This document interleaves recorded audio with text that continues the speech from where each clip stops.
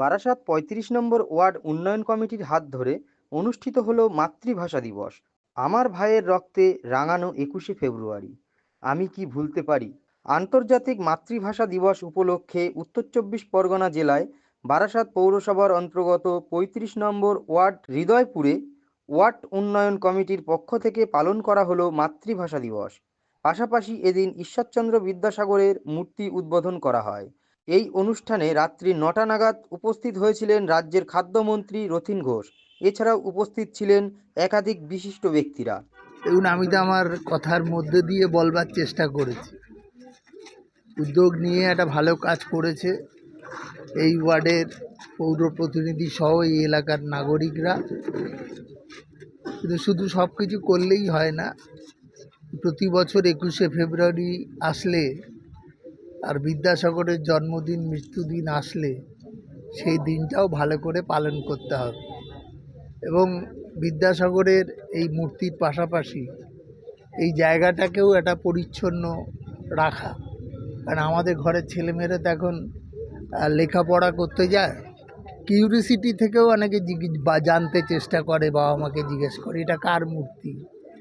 তখন অন্তত এই ব্যাপারটা মাথায় আসবে যে ঈশ্বরচন্দ্র বিদ্যাসাগর এবং বিদ্যাসাগর এই ভাষা আন্দোলনে তার কি ভূমিকা ছিল।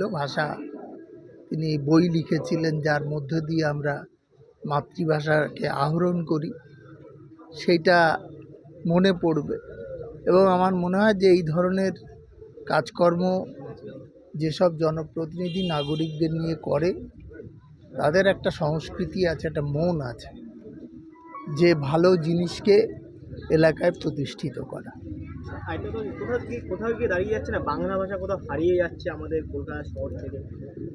না, তার কারণটা হচ্ছে যে আমি একটা কথা বললাম, আপনারা ভালো করে শুনবেন। আমরা দেখবেন যে আমার সাথে যদি কেউ হিন্দি ল্যাঙ্গুয়েজে কথা বলতে আসে, আমি হিন্দি ল্যাঙ্গুয়েজেই চেষ্টা করি উত্তর দিতে। ইংরেজি ইজ দ্য কমন সাবজেক্ট, কিন্তু ইদানিংকালে ইংলিশ মিডিয়াম স্কুলগুলোতে আমরা দেখছি বাংলাটা ঐচ্ছিক হয়ে যাচ্ছে। আমাদের ঘরের ছেলেমেয়েদের দেখবেন যারা ইংলিশ মিডিয়ামে পড়ে, তারা বাংলাটা খুব ভালো করে বলতে পারে না। এটা কিন্তু নিজস্ব মাতৃভাষা, যা আমাকে হারিয়ে ফেলছেন, মানে অমনোযোগী হচ্ছেন। আমি হারিয়ে ফেলছেন বলছি না, হারিয়ে ফেললে তো বাংলা ভাষাটাই হারিয়ে যাবে, বাংলা রাজ্যটাই হারিয়ে যাবে।